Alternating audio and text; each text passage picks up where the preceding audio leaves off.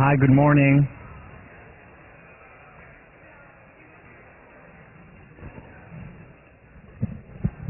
Good morning. Welcome back. Hope you had a wonderful break, that you took time to recover, to de-stress.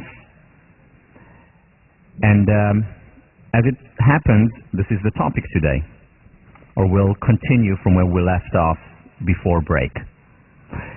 So, remember we talked about the idea that, in fact, stress wasn't the problem, which was the most interesting, surprising, but in retrospect, obvious finding of the research on stress, that stress in and of itself is actually good. Just like in athletics, just like in sports, when we stress a muscle, the muscle develops, it grows. When we stress ourselves psychologically, emotionally, we grow, we become more resilient, we become stronger. It is not good for a person who's just born to be put in a sterile environment and be protected from all the stresses of the outside world, such as bacteria, for example, which stresses the system because it forces it to create antibodies.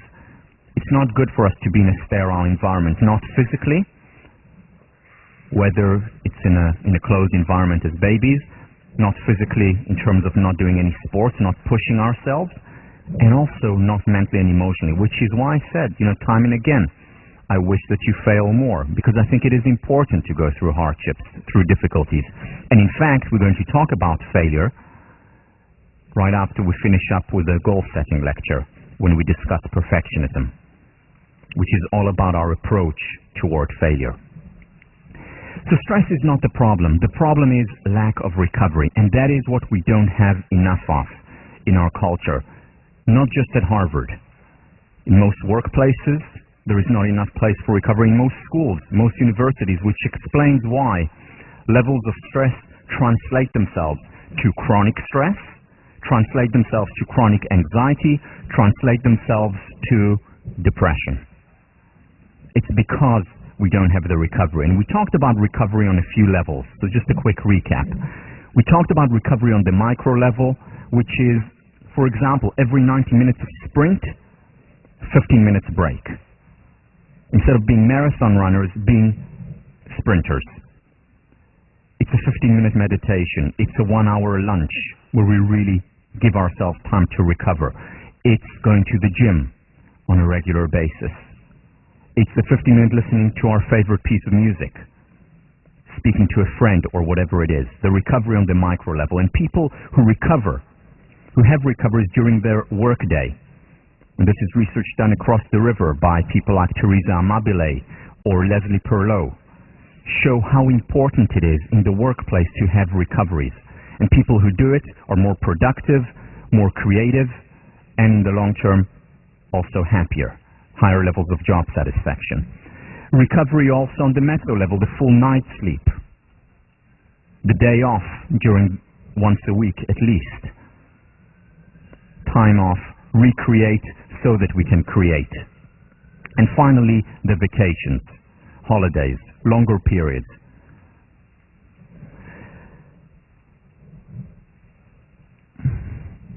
You see, the other thing that happens when we're constantly on the run is that we miss the beauty that's all around us and within us. We miss the real potential for happiness, for joy, for appreciation that surrounds us day in and day out. And that's why we take things for granted, because we don't take the time to appreciate, to savor. And it's not natural to do so. I mean, can you imagine a lion living in our modern world? Can you imagine a lion working at McKinsey or in investment banking or being on the tenure track? It's unnatural. You know, what a lion needs to do is yawn. They need to play. It is natural. And remember what we talked about during the first couple of lectures. The constraint view of human nature. Nature to be commanded must be obeyed. Our nature dictates that we need recovery. All animals do. we frustrate a psychological, physical need, we pay a price for it. Whether it's the need for recovery or the need for physical exercise or the need for certain vitamins or protein, we pay a price for it. And the key is to introduce these natural recovery periods into our lives. And here is the key. The key is focus. Focus on both work as well as recovery. So remember the question that we asked before break. What makes some individuals succeed despite living in the modern world or living with ambition and success? Well, these individuals know how to focus when they work and when they play. To use a cliche, they work hard and they play hard. What does that mean specifically? First of all, in recovery, they understand that quantity affects quality. Let me share with you a study that you read about in the book. This is by Nobel Prize winner, the Israeli psychologist Daniel Kahneman. Won a Nobel Prize for economics, turned positive psychologist. What he wanted to understand was the affective, the emotional experiences of women during the day. And what he did was ask women to evaluate their experiences right after they had that particular experience. So what was it like for you? And they evaluated their experience at work, they evaluated their experience shopping, they evaluated their experience spending time with their intimate partners, with their children, having lunch with friends, whatever it was. They evaluated how they were doing during the day. And the most surprising finding of this result was that these women did not particularly enjoy time they spent with their kids.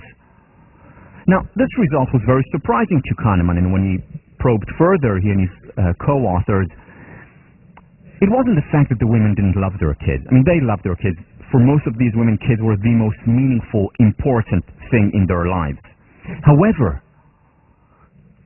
their experience with their kids often was not pleasurable, the second component of happiness. Very meaningful, but not always pleasurable. Why? When they probed further, they found out exactly why. Because these women, when they were with their kids, they were not really with their kids. Meaning, they were on the phone at the same time, or doing email, or thinking about what they did earlier at work, or what they have to do later at home. They were distracted, and they were not present with their kids. Now, individually, discreetly, they may have really enjoyed being on the phone with a friend, or doing work, or thinking about work, or thinking about what they have to do later.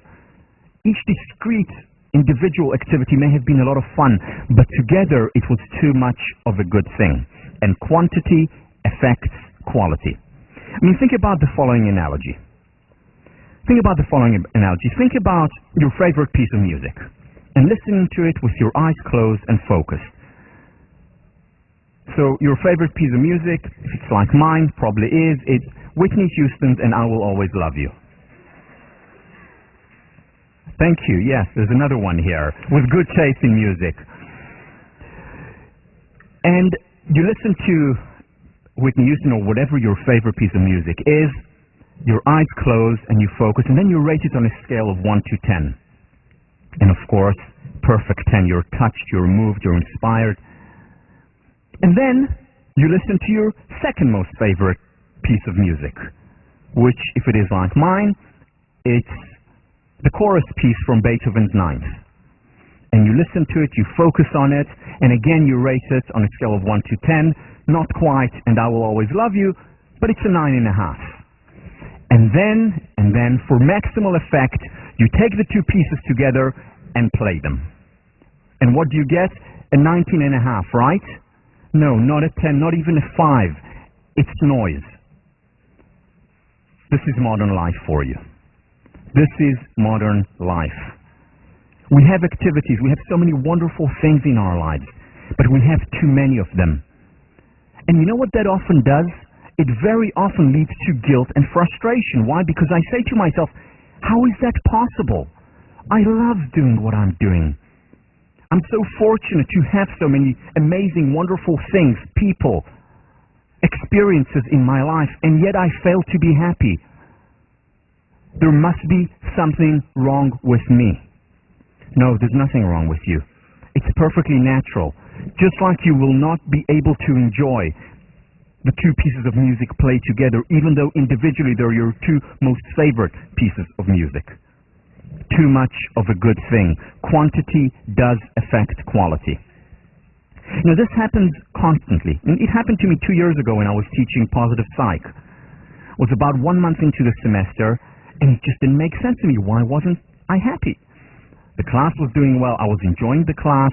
I was doing a lot of work, consulting. I was speaking around the country about positive psychology, about Israel. I was writing. I'm doing all the things that I love, that I care about, that I'm passionate about. Spending time with my family. Then I took a step back and I realized too much of a good thing. And as soon as I cut the activities, happiness level went back up again. Quantity affects quality. Researchers on relationships and love, the Hendricks couple, say, love and sex are affected negatively by stress. If we can help people to simplify their lives, thus reducing their stress levels, it is very likely that people's relationships would be enriched greatly. Moreover, the positive aspects of their lives would be enriched accordingly. It affects every area of our lives, whether it's our love life, whether it's our experience with our kids, whether it's our experience doing work or reading, spending time with friends, or writing. There can be too much of a good thing. So if we have lunch, and we use lunch as recovery, and at the same time we're on the phone and doing email, that's not recovery, that's simply more stress. But if we have just lunch and focus on our eating and enjoy it, or just spend time with people we love, that's recovery. The key is focus. The same thing applies to work. Now, it's not possible in our world today, certainly not in leadership positions, which many of you have already got and will assume in the future. It's not possible to eliminate multitasking.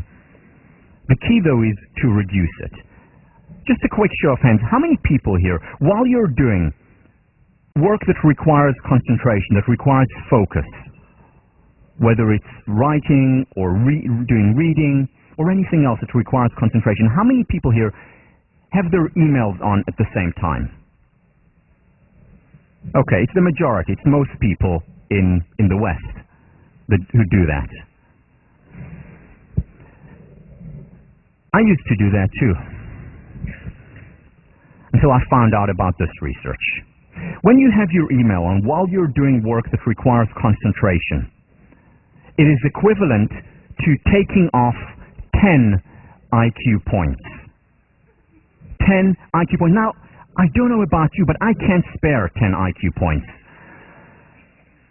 Now, for comparison's sake, if you lose a whole night's sleep, so if you haven't slept for 36 hours, your IQ is reduced by the equivalent of 10 points.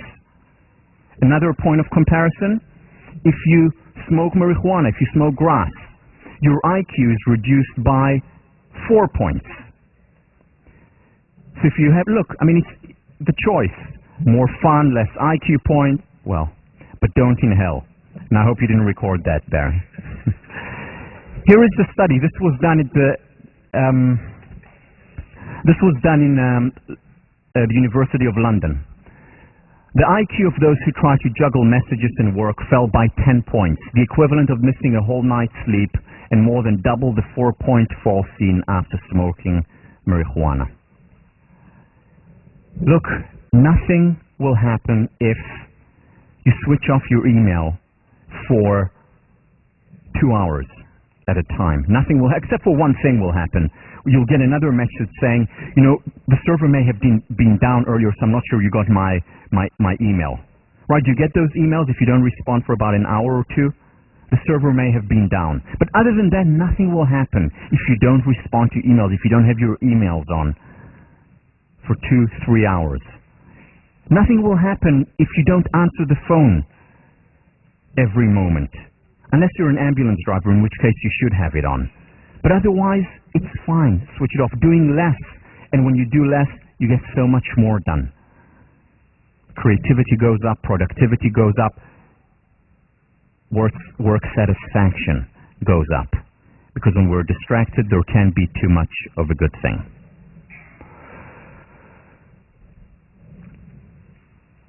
I've spoken about so many techniques already, and we'll speak about some more, about journaling, about doing gratitude exercise, about writing a gratitude letter. I'm going to talk about doing more physical exercise. We talked about acts of kindness and so many things. But really the key thing is actually not to do additional things, but to do less. Or rather to identify the things that you really, really want to do with your life and do them. Because quantity affects quality. Tim Castor, a humanistic psychologist, has done research on time affluence. As we know from research, material affluence matters very little to our well-being. Beyond having our basic needs met, hardly even affects our well-being. However, what does affect our well-being is what Castor calls time affluence, which is the feeling that we have time, the feeling that we can savor the things that we're doing, that we're not constantly chasing our own shadow, that we're not constantly running around and feeling stressed. And people who have time affluence in their lives, that is a good predictor of well-being. And that is something that we can introduce. Granted, more difficult in a place like this where there are so many appealing distractions. And I'm using the word distractions here, even though many of these things may be wonderful, amazing, meaningful things to you. But when they all come together, it becomes, unfortunately, the experience of distraction.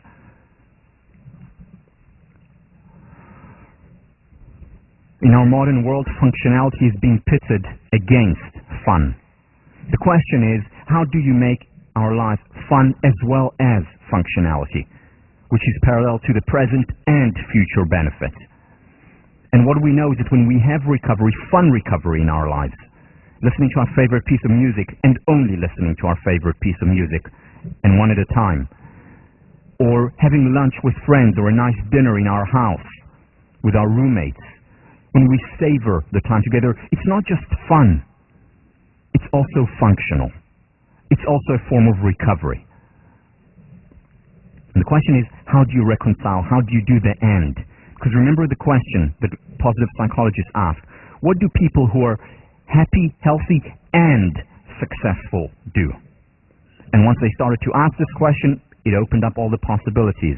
All the answers came rushing in, literally. And one of the answers is focus on work, focus on recovery. You'll get much more done and much better. One of the shortest, if not the shortest word in the English language, and yet people are so afraid of it, saying no. Whether it's saying no to people who ask you something, again, saying no empathically, or saying no to opportunities. Because essentially when we're saying no to some opportunities, when we're saying no to some offers, we're saying yes to ourselves. And how do we choose what we say no to and what we say yes to? By simply asking, what do I really, really, really want to do? Simplifying, doing less rather than more. The key, though, is to reach optimum levels of simplicity, because we don't want to simplify too much and go to the other extreme. You see, in a way, it works as many things work, many psychological phenomena work in a curvilinear manner. Let me explain. So let's say we have a graph where this is amount of work, and on this axis we have productivity, creativity, and happiness. The way it works, the way it looks is this way. Meaning, if our amount of work is too high, that's when we experience the TBD, too busy disorder. We're unhappy, we're not creative, and we're not productive. This is the burnout. We may be productive and creative for a short while, but this is the burnout phase. On the other hand, if we do too little, that's also not good. And very similar consequences. We're unhappy, we're certainly not productive, and we're not creative. This is extreme procrastination, which we'll talk about in a minute. This is overwork. What we want to find is our optimum. For each person, this is in a different place. I mean, this graph can be situated here for one person and here for another. But each person has this optimal level. And this is where highest level of productivity, creativity, and happiness. So on the one extreme, we have the law of gases essentially applied to time management. But even if we have very little work, it will take up all of our time. And then we're not productive, not creative, not happy. On the other hand, we have the quote that I've used time and again by J.P. Morgan, that he can do a year's work in 9 months but not in 12, and the need for time off. Where is your optimal level? Where are you between these two? You need to find out. It's trial and error. And it's a lot of error. And that's okay. That's how we learn.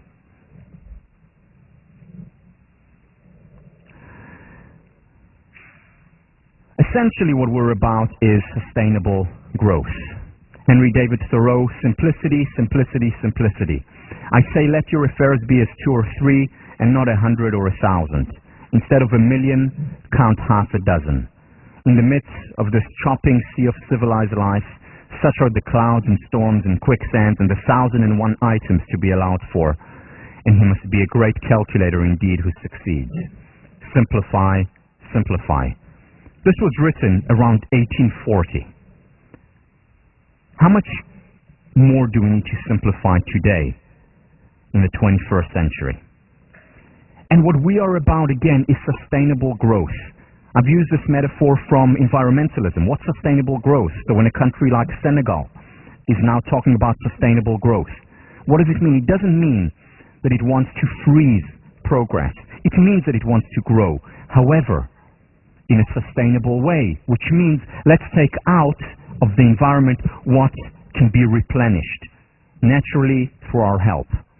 The exact same thing we're talking about on the psychological level. We're not talking about a stress-free life, a life where we don't take out of ourselves, when we don't push ourselves, when we don't exert ourselves. What we're talking about when we talk about sustainable growth is that we take out of ourselves, we exert, we stress ourselves, and replenish through recovery. Just enough so that it's sustainable. Because if we don't replenish, then it's not sustainable, and then we begin to experience anxiety, depression, burnout, and so on. So ask yourself, where do I in my life need to simplify? Where do I in my life need to do more? How can I, in other words, overcome procrastination? Going back to our friend. Because this may be a little bit too extreme. You know that 70%, more than 70% of college students nationwide complain about procrastination. Not others' procrastination, their own procrastination. The other 30% are in denial. No. Over 70%. Now, procrastination is associated with lower levels of happiness, weakened physical immune system, higher levels of stress, and could also lead to depression. Not a very high correlation, but there is a positive correlation between the two. Fortunately, though, there's a lot of research on procrastination, and research that can actually help. And the research is done at the University of Carleton in Canada, where they have an actual procrastination research group. And I browsed them. You can go on their website, great website, and there are great pictures there. And one of the set of pictures is from their yearly conference on procrastination, which is remarkable. So here are some photos from that very important conference. So on the first day, they all arrived and they got together for a meal. And after they got together for a meal, they had another meal because they were hungry a few hours later. And then the following day, they just hung out and walked around. It was a beautiful place after all. And afterwards, they had some food together. And then, food begets food, so they ate some more. And at the end of the conference, they really felt like they accomplished a lot. They practiced what they preached, so they had a photo and all of them together right here. Actually, they do fascinating work and very important work on procrastination. So here are some of the results, some of the important results for overcoming procrastination. First, most important one, simple, easy to implement, and it works, is what they call the 5-minute takeoff. One of the things that they found with just about all procrastinators is that they have a misunderstanding of what it takes to act. Procrastinators the world over think that in order to act, they first need to be inspired. I have to feel the vibes before I start this Act 10 problem set. I really have to be inspired before I write this paper for Lit and Arts. But you know what? That's not how it works. That's not how it works. It's not about first changing our attitude, i.e. becoming inspired, and then acting. It usually works the other way around. We first need to start acting behavior that will then affect our attitude. Because very often once we start, we're on a roll. Or sometimes a few times during, let's say, the 9-minute sprint, we have to restart the 5 minutes. Now, I don't know if you've noticed this, but if you haven't, it's something that I'd really like to share with you. By now, we know one another pretty well, or you know me pretty well. So, if you don't know this, I think you should know this. I am extremely passionate about positive psychology. I love positive psychology. But sometimes when I get up in the morning and I write something about positive psychology or prepare a lecture on positive psychology or read positive psychology, sometimes I don't feel like starting. Now, this was actually a very big surprise for my wife, and it only came up just a couple of years into our marriage, where I told her, sometimes I really don't feel like getting up. She said, how's that possible? I mean, you get up in the morning and then you go to your computer and you start to work on it. Yes, exactly, because I know the 5-minute takeoff. And sometimes within a 90-minute session, I have to do another 5-minute takeoff because my energy levels are drained. So I either take time off to recover, or if I think that it's just procrastination, I say, okay, for 5 minutes, just push. And very often that 5 minutes starts an upward spiral. Not through the mind, not through the heart, through action. The 5-minute takeoff, probably the most useful technique for overcoming procrastination. Just do it, in other words. Reward yourself. Businesses are built. Can you imagine a business without a reward? Well, think about the Self Inc.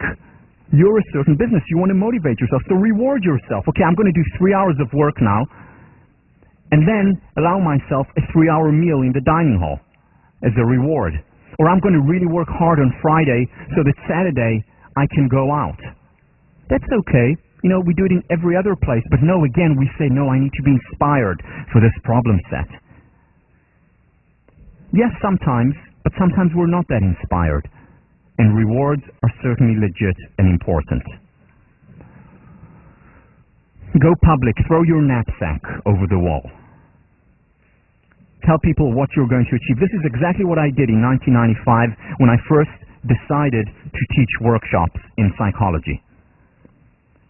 I was working in Singapore at the time.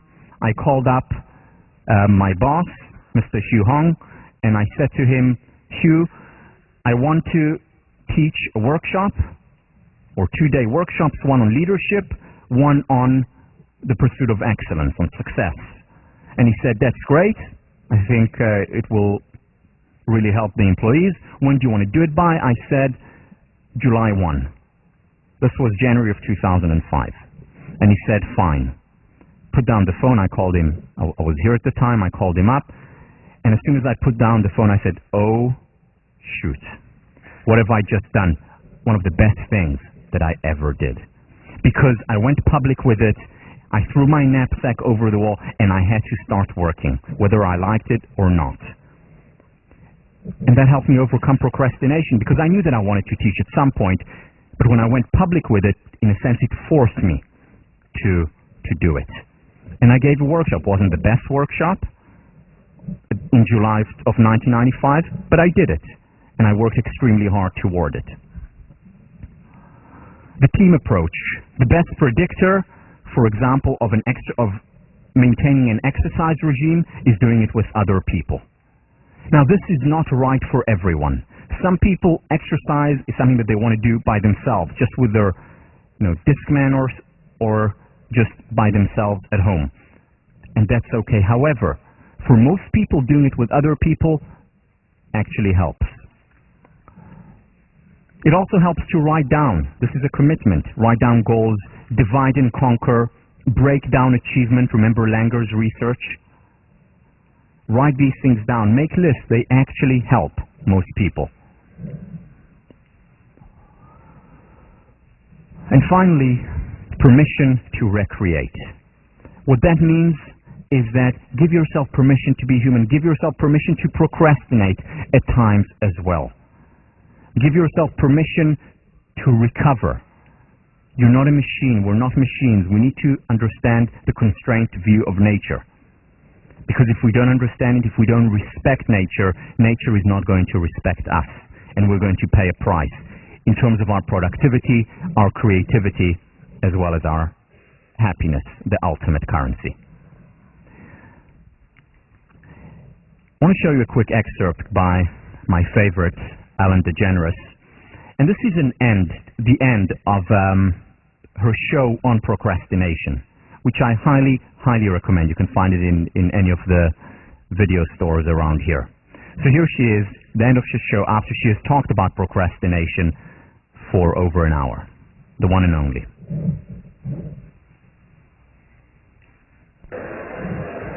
We're doing all these things to squeeze things together so we can save time.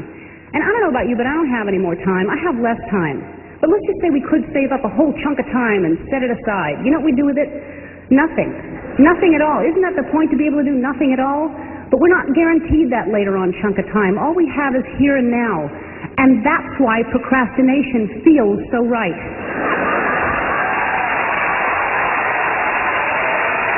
Procrastination is not the problem. It is the solution. It is the universe's way of saying, stop, slow down, you move too fast. Listen to the music. Whoa, whoa, listen to the music. What I'm trying to say is, if you leave here tonight and you don't remember anything else that I said, leave here and remember this. Procrastinate now. Don't put it off.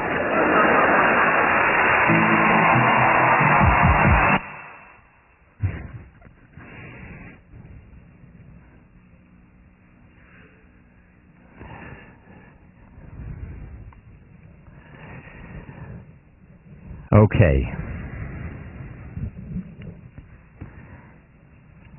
Out of everything that I teach, this lecture, this topic is the most personally meaningful to me. Because in many ways, my shift, my journey from perfectionism, and it's an ongoing journey, a journey that it goes on right now as we speak. My journey from perfectionism to the pursuit of excellence is most intimately linked with my journey toward becoming happier. So I want to share with you some personal things that I've been through. Some of them are in my book, but I want to expand the story beyond squash. So I started playing squash at the age of 11, which was after giving up an illustrious, passionate career as a basketball star. It was about that time when I realized that NBA was not going to happen for me. I started playing squash and almost immediately started playing every day. My days revolved, my life at that time revolved around squash. I would wake up at 5 a.m. in the morning and go for a run. I would come home, have my food, go to school. Right after school, it was next to the squash, not far from the squash courts. I would go to the squash courts, play with my coach, work out in the gym, play games, and then late afternoon I would go home, do my homework, and then go to sleep. For years, this was my pattern. It was difficult, it was tough, especially the interval training workouts with my coach. However, it was nothing. The toughness was nothing compared to the emotional difficulties at the time. I was constantly, with almost no recovery, no reprieve. I was constantly stressed. There was always a knot that I felt in my stomach. It was real, as if there was a ball here. The knot was especially pronounced, especially difficult after a poor performance in practice, when it didn't match to the standards that I had for myself. And it almost never matched. The knot was at its severest during tournaments. Very often, I would get to a final of an important tournament and choke and lose the final, even at times when I was supposed to win, on paper at least. That knot didn't go away. When it went away, it was only for very short periods of time. But I knew that that knot would go away. And I was sustained by the belief, by the vision, by my personal mission at the time of winning the Israeli national championships. I said to myself, if I win this, then I'll be happy. Then I will be calm. And it's all going to be worth it. Why? Because no pain, no gain. In 1986, I reached the final of the Israeli national championships. And I lost. I was devastated. I was devastated even though I was the youngest player to ever reach the final, even though I had beaten players higher than me on the rankings. I was devastated for months. But still, I went on. No pain, no gain. And I continued to train and work hard. In 1987, I met the same player in the final, and this time I won. I was ecstatic, joyous, happier than I'd ever remembered myself being. And at that moment I said to myself, it all paid off. It was all worth it. Because now I was ready to be happy. I went out with my friends and family, and we celebrated. And about 4 hours later, after the celebrations, I went back home. I went back home and wanted, before going to sleep, just for one last time, savor, enjoy that feeling of joy, of ecstasy, of pure bliss that I'd earned. And I sat down on my bed, and then suddenly, without any warning, the exact same feeling, the exact same emotion, the exact same knot returned. And I started to cry. Not the same tears of joy that I cried 4 hours earlier, but tears of pain and helplessness. The knot returned, and I thought, well, maybe it's the low following a high. And I hoped that it would go away, but it didn't go away. And a few weeks later, I realized what it was, and this time I really nailed it. I understood. I would have to be the world champion to really be happy. I graduated from high school. I had 2 years before I had to enlist in the military, and I took off to England. In England, I lived in London and joined Stripes, which was a squash club in Ealing Broadway, where John Shirkan, world champion at the time, used to train. Because I said, this is my goal, this is my objective. And I would come in every single day and watch John Shirkan and imitate him. Whatever he did, I would do. So he ran 7 miles each morning. I would run 7 miles each morning. He would go to the court, work out in the gym. I did exactly what he did. He played numerous games with other players. I would play numerous games with other players. And he had training partners. And I wasn't good enough at that time to be his training partner, so I would just hang out there. And once in a while when there was no one else around, he would say, "Come, Tal, let's play a little bit." And we would play. And I went back to the drawing board after each game with him, and I would play harder and train harder, just what he did, because to be like him, to be the world champion, I would have to train like him. And I trained harder and harder, and I got better and better. And after about 6 months, I became good enough to be one of his training partners. And after a year, I became his regular training partners, and I would travel with him around the world.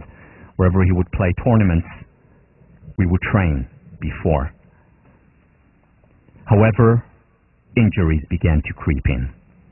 Why? Because Janchar had built up from literally the age of 3. He had built up his stamina, his fitness. And for me, it was all or nothing. Either I train like an amateur or don't train at all, or I train like the world champion.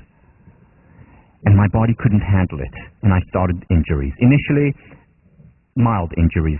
Ankle, I took 2 days off, or my knee started hurting a little bit, 3-4 days off.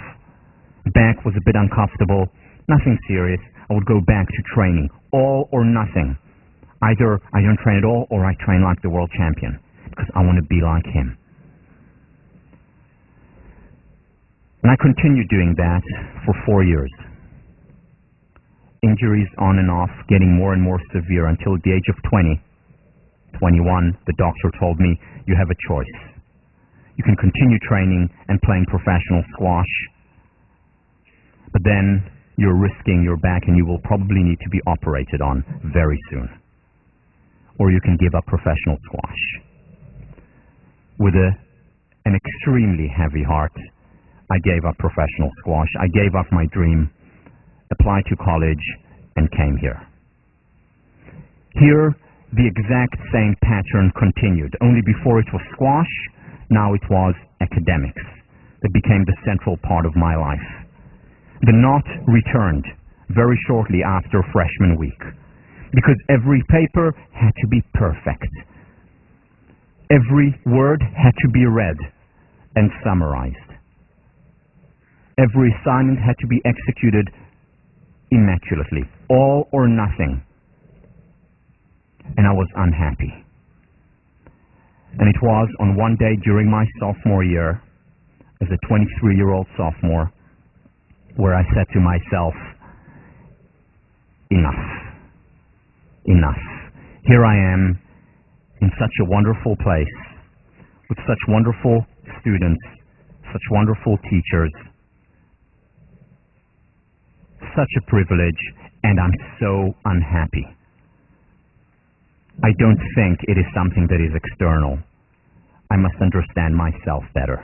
And it was at that point that I decided to switch my concentration to philosophy and psychology, wanting to understand the meaning of a happy life, wanting to understand how I could become happier and why I was not. And it was very quickly that I realized that I understood that I was engaged or suffering from something that is so common, so pervasive, and so misunderstood: perfectionism. This is what I want to talk about today, and what I want to talk about in the next lecture. This notion of perfectionism and what the research has to say about it. Now, there is no perfect perfectionist. There is no one person who is on this extreme, nor is there a perfect person who is on the excellence extreme, which I will depict later. The key is, how do I become happier? And I become happier by being less and less perfectionistic. Perfectionism is not about giving up ambition. I'm as ambitious, or possibly more ambitious, than I was at the age of 16 or 23. It's about having a different approach toward the journey of our life, toward each step of the way, specifically toward failure. So what I'm going to talk about is, first of all, define it so that we understand it, because it is misunderstood. I'm going to talk about characteristics. We're going to get to that next time only. The characteristics, what it means to be a perfectionist. Then I'm going to talk about the consequences. And then how it's possible to be both successful and happy. Again, the question that we asked in the goal-setting lecture, the question that essentially we're asking throughout the class, it's not about giving up success. It's not about giving up the conventional currency. But it's about also enjoying the ultimate currency, more importantly, because it is the ultimate currency. Then we understand what is the source of perfection. Where does it come from? Because if we understand where it comes from, we're much more likely to be able to overcome it. And then, most importantly, how do we overcome it? And how do we help other people overcome perfectionism? And again, not giving up their ambition, not giving up hard work, not giving up the pain of failure, because that's inevitable, but simply having a more rational, a more helpful, more empowering approach toward failure. Okay, so let's get to work. I need a volunteer. I need a volunteer, but before you put your hand up, it's a very special kind of volunteer. I need a volunteer who is a very good artist, a volunteer who can draw really well. No pressure here, right? A volunteer who can draw really well and who will actually come here and demonstrate. Now remember, it takes courage to come up to the stage, but courage is not about not having fear. It's about having fear and going ahead anyway. So, do I have a volunteer? I have a volunteer. Why don't you come up?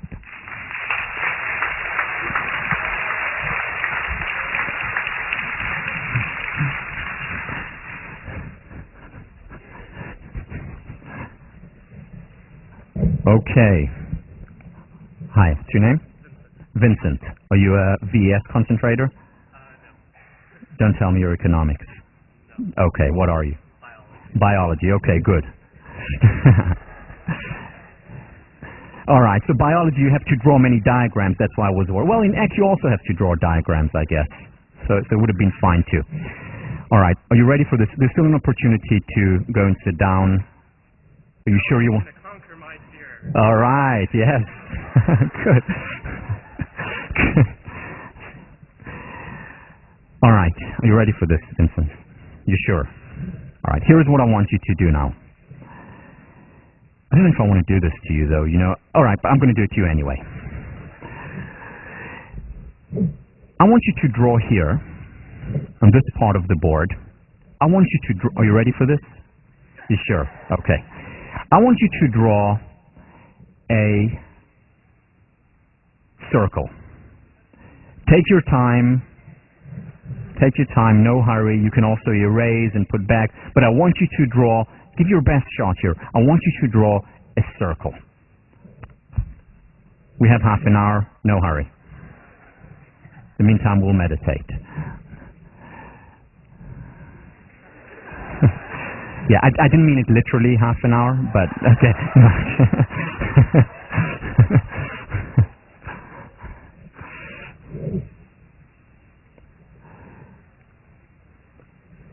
Okay. Use it as a time in, that's all. A circle. Vincent, well done. Woo! Okay, you're not done yet. Hey. Whoa. Don't run away on me now. Okay. So, I'm putting a line here.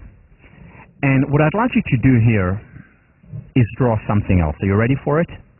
I would like you to draw another circle, but this time, as you drew it, or as you think you drew it, when you were 3 years old. 3 years old. Again, take your time, metaphorically speaking, take your time, and draw a circle as you think you drew it when you were 3 years old.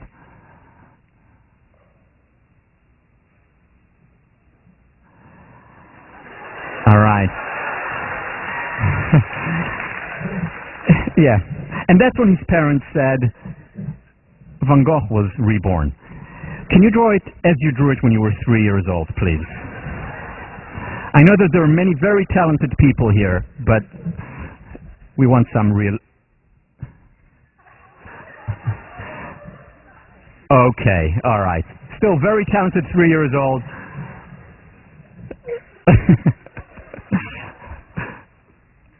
Okay, all right, good. Now I want you to do one more thing. I want you to draw here another circle, this time as you drew or you think you drew or as you tried to draw when you were 1 year old.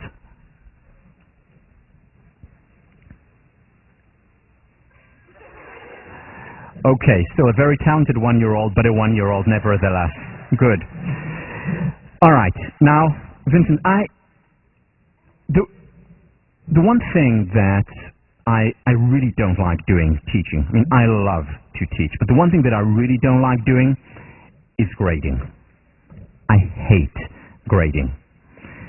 But you know, as a teacher, you have to do it. You have to do it. So I'm going to have to grade you. I'm sorry. I'm sorry. I look at this entity, and what I see is a circle, actually. You know, if I put a line in the middle, you know, more or less the equidistant from that point, if I put a point here, it's actually very good. Very good, Vincent. Well done. I'm proud of you. Well done. You passed. Yes, exactly. But, you know, I can't help but looking beyond, and I get here. And, you know, I'm trying to find the right word here, and what would the right word be? Disaster, maybe? I mean, Vincent, please, I mean, this is not a circle. And this? I'm sorry. I'm sorry. It's tough being a teacher, you know. But I have a question for you, Vincent. I have an important question for you. Could you have gotten to drawing a real circle without having drawn hundreds and thousands of failed circles? In other words, could you have gotten here without being here? Absolutely not. There is no other way to succeed. Thank you very much, Vincent.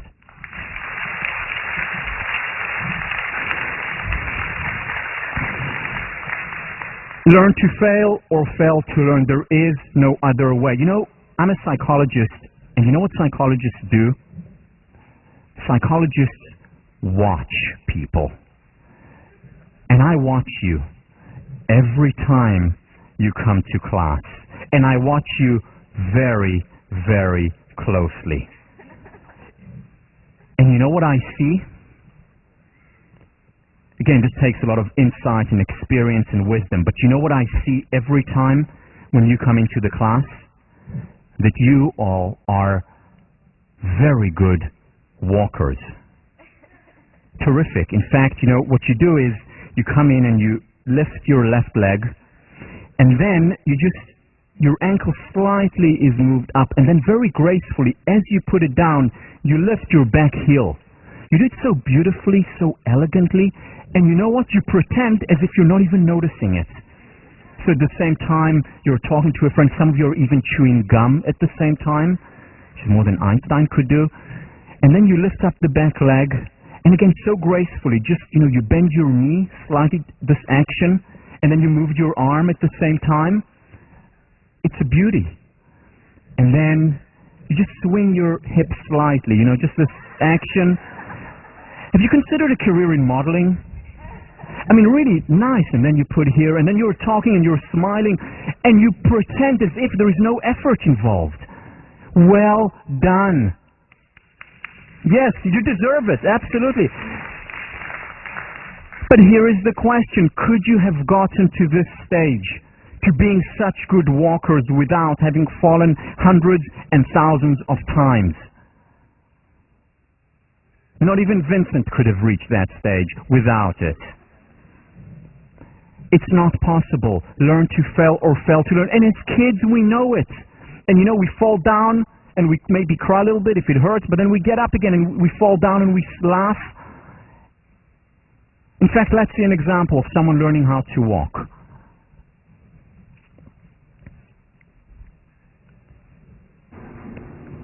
Go get mommy. Go get her. Go get mommy. Oh, good job. Oh, good job.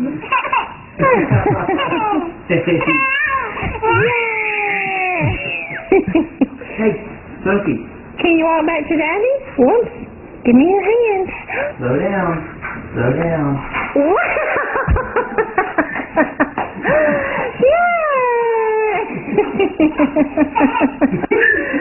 She's so hyper. Go get mommy. Go get mommy. Go get mommy. Go get her.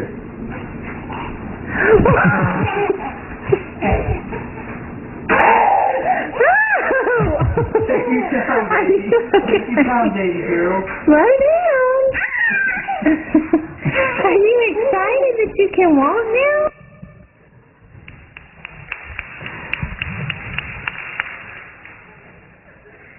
The joy of learning. The joy of... Where is it? Where is it? Where does it go? Well, it goes away because we come to a certain age where we begin to understand that other people are watching us, and then the image kicks in. Oh, no, I'm not going to try because what if I fall? Oh, no, I'm not going to ask her out because what if she says no? Oh, no, I'm not going to try for this play because hardly anyone gets that. Oh, no, I'm not going to share because what if they don't like what I have to say? Oh, no, everyone is so smart, I'm not going to speak up. And we avoid instead of coping. And that affects our self-esteem, our confidence, our resilience, our happiness levels in the long term. Or we go on a date and everything has to be so perfect. So perfect. Forgetting how we learned how to eat in the first place.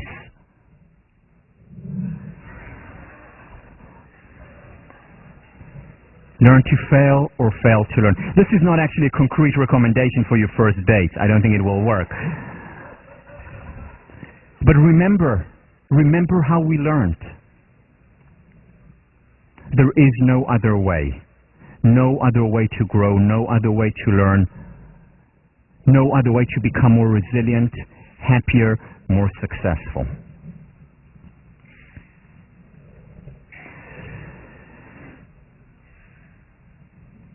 Have I said this before?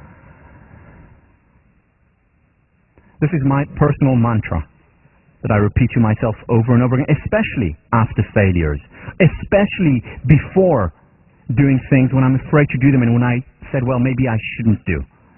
Because what happens if? Well, what happens if? What happens if is worst case scenario, I learn. Worst case scenario, it hurts. But I'll bounce back up again. You know, I'll bounce back up after Rena. I can handle anything.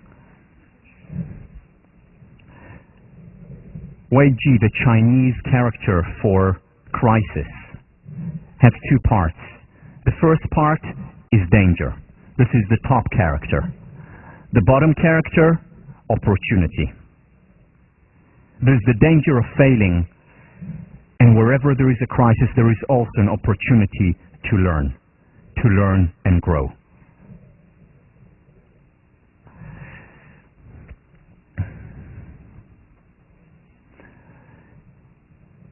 Edward Hubbard, the greatest mistake a man can make is to be afraid of making one.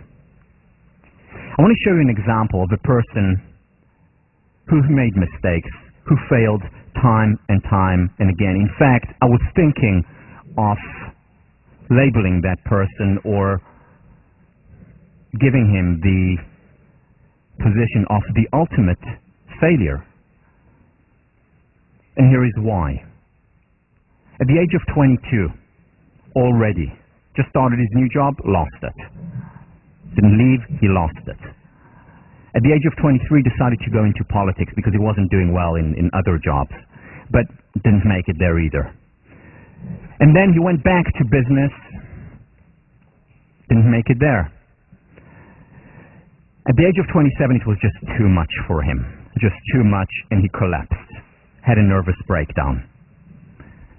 But then got up again after falling, and at the age of 34, 7 years after his nervous breakdown, he ran for Congress, wasn't even close, didn't make it. At the age of 39, hasn't learned the lesson yet, and was defeated again for Congress. And then he said, let me go try higher. At the age of 46, what a loser. Doesn't learn, does he? Okay, yeah, it's okay, learn to fail, fail to learn, but, I mean, you're 46 years old, come on, give it up already. At the age of 47, he tried to be nominated for the vice president. Didn't learn. Didn't make it. So at the age of 50, he tried again for Senate. And then he almost gave up, but he didn't. And at the age of 51, he became the 16th president of the United States. Arguably the most important president this country has ever had. And through it all, and he talks about it, it was difficult to fail. Of course he had victories, I simplified the process.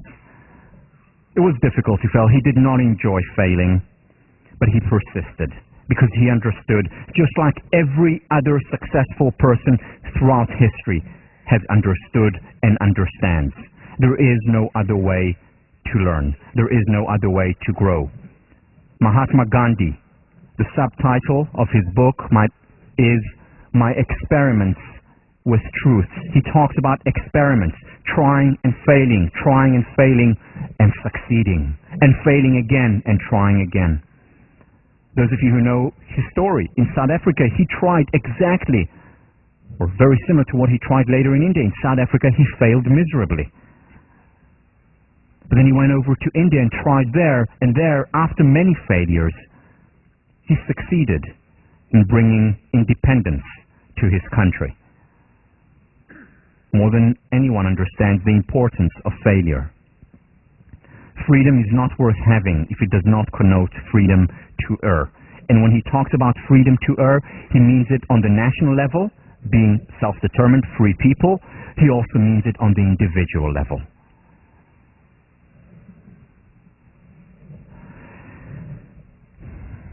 My favorite author, my favorite writer is George Eliot. Her name was Mary Ann Evans, changed to George Eliot because at the time when she published, mid-19th to late 19th century, it was very difficult for a woman to be published. George Eliot had this to say: the important work of moving the world forward does not wait to be done by perfect men or women. And if you read her text, it's as close to perfection as I've ever encountered, whether it's Middlemarch or Daniel Deronda, which is my favorite book. Just do it. Just act. Be prepared to fail. I want to share an example. Once again, a video of a person who understands his imperfections and yet gives himself the permission to fail. Here is a TV presenter.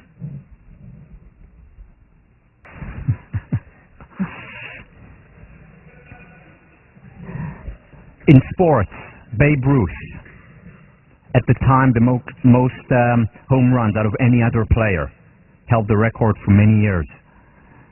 How many people know that he also topped the league 5 years? 5 years he topped the league in strikeouts. Very often the case that the most successful athletes are also ones who have failed the most. And if you reach for the stands, you have to be prepared to fail many times. Or the greatest of them all. Before he learned how to fly, he learned how to walk.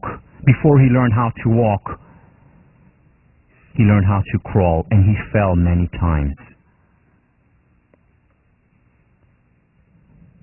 Here he is in his own words, the one and only Michael Jordan.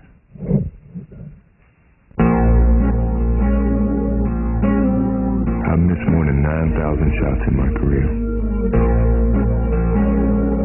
I've lost almost 300 games. 26 times I've been trusted to take the game-winning shot and missed. I've failed over and over and over again in my life. And that is why I succeed. Michael. I love Michael Jordan. People remember his game-winning shot that made him famous. Was it North Carolina, where he shot with the buzzer and they won? Do you remember that he had 20, or did you know that he had 26 game-winning shots that he missed? Or that he failed time and time again? Which is why he succeeds. There is no other way. Thomas Edison, remember, I failed my way to success. 10,000 times failures before he invented the light bulbs, but he didn't see them as failures. He succeeded in showing what doesn't work. Anita Roddick, founder of The Body Shop, passed away last year. This fantastic world changed the business world in many ways to make more compassionate business. Failed time and time again and succeeded. No other way. Amy Edmondson is now a professor across the river, Harvard Business School. She was a graduate student here in the psychology department when I was an undergraduate. And I remember when she was working on her dissertation, because we had the same advisor. We were both working with Richard Hackman. And her work was, and still is to some extent, in hospitals. And what she wanted to understand was, how can you help eliminate, or at least reduce, failure rates in hospitals? Why? Because medical errors cost millions and billions of dollars a year, and much more importantly, many people lose their lives as a result of medical errors. So she wanted to understand this phenomenon and how you can reduce it. And she was working with Richard Hackman, who's been doing work for decades on effective groups. Those of you who have taken his class, Psychology 1501, know him. If you haven't taken his class, put it on the top of your list. And he has done work on teams, on groups, for many years. And what he found was that there are certain conditions that if they're put in place in an organization, the group is more likely to perform well, certain conditions. And what Amy Edmondson wanted to do in her dissertation was show that when hospitals implement Richard Hackman's advice, when they have the conditions that Richard Hackman talks about, such as a clear, engaging goal for the team, for the group, such as an enabling team structure, such as supportive organization, such as effective coaching. When a group has these conditions in place, it will not only perform better, which is the research that Hackman illustrated for decades, they will also commit less medical errors. Very important research. So she did this research. It took her a very long time. She went to the field, studied hospitals, and after a long time, again, this was on the 15th floor in William James Hall, I remember that, she one day got her result, entered all her data into SPSS, pressed the button, and there was significant statistical difference between the two groups. The group that implemented Hackman's conditions and the group that did not. Eureka, she was happy, ecstatic, years of work, and she runs to Richard's office and says to him, "Richard, I got it, here are the results." He says, "Let's see, I want to see." So he looks at it and he says, "Amy, that's fantastic. They were very significant results. It wasn't just borderline. This is great, fantastic." And he looks at it and then he says, "Are you sure these are the results?"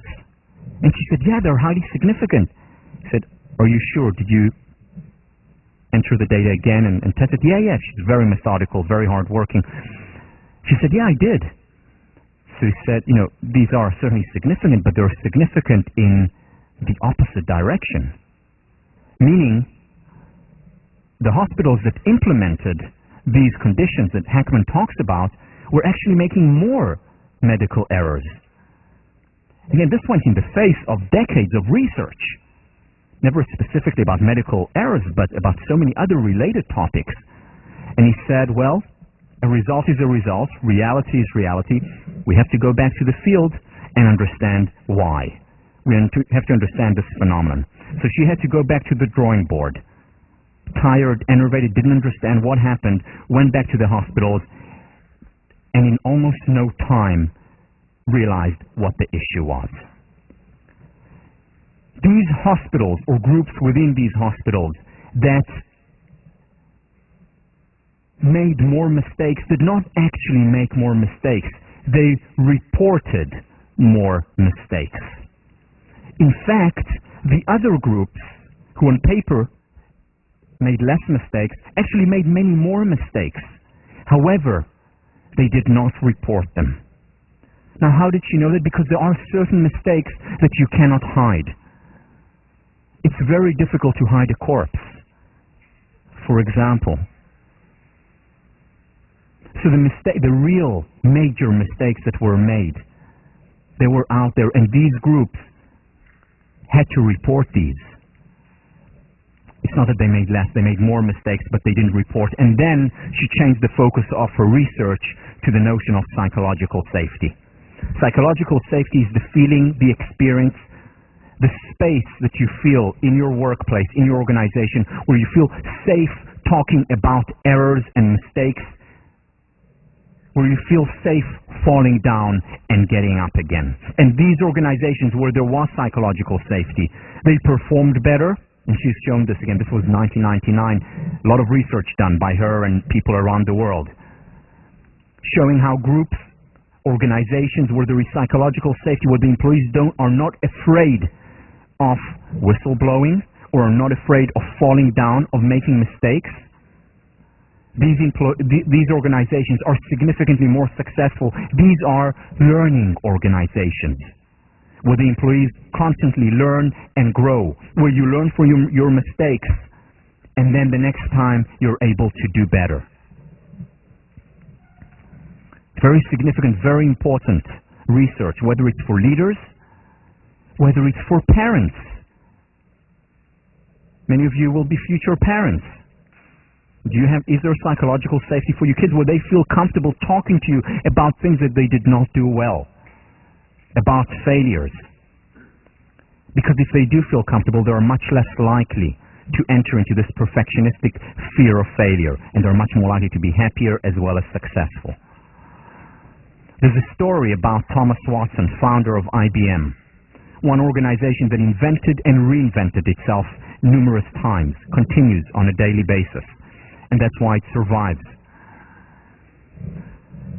So there was an employee at the beginning when IBM was founded. They were making typewriters. An employee made a strategic error.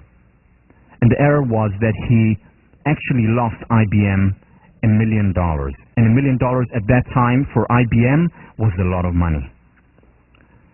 So the next day, after he had made that mistake, he comes to see